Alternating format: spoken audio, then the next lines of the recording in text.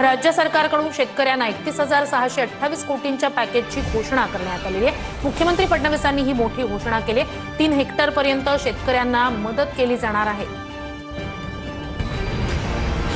राज्य सरकारकडून शेतकऱ्यांना 31,628 कोटींच्या पॅकेजची घोषणा। 3 हेक्टरपर्यंत शेतकऱ्यांना मदत करण्यात येणार। कोरडवाहू शेतकऱ्याला प्रति हेक्टरी 18,500 रुपयांची मदत मिळणार। हंगामी बागायती शेतकऱ्याला प्रति हेक्टरी 27,000ची मदत मिळणार।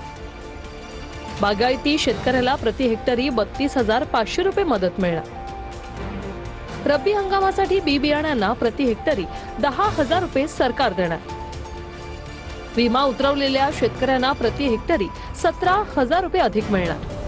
शेतकऱ्यांना मिळणार 25,000 रुपयांची मदत। नुकसान भरपाई जाहीर। काय आहे अपडेट जाणून घेण्यासाठी आपल्या चॅनलला सबस्क्राईब करा।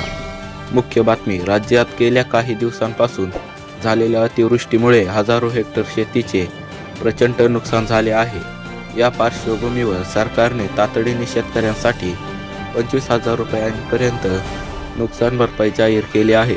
सरकारचा निर्णय राज्यात कृषी विभागाने नुकतेच जाहीर केले की ज्या शेतकऱ्यांचे पीक पूर्णपणे नष्ट झाले आहे त्यांना प्रत्येकी 25,000 रुपये, नुकसान झालेल्यांना 10,000 रुपये इतकी मदत मिळणार आहे।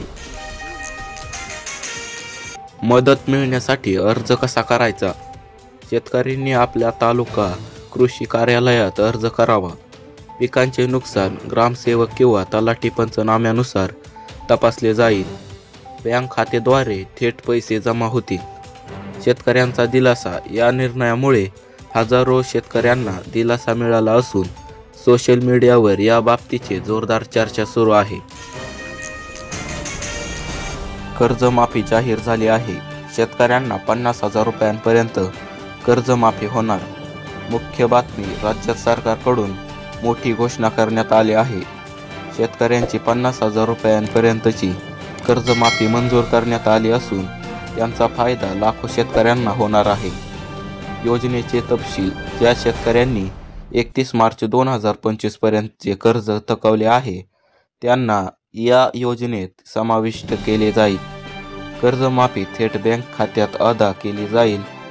पात्र शेतकऱ्यांची यादी जिल्हा बँक व कृषी विभागाच्या वेबसाईटवर प्रसिद्ध होईल। सरकारचा उद्देश शेतकऱ्यांवरील कर्जाचा बोजा कमी करून त्यांना आर्थिक स्थैर्य देणे हा या योजनेचा उद्देश आहे। अर्ज प्रक्रिया, बँक खात्याची व आधार कार्डची प्रत आवश्यक आहे। अर्ज ऑनलाईन किंवा ग्रामपंचायत कार्यालयात करता येईल।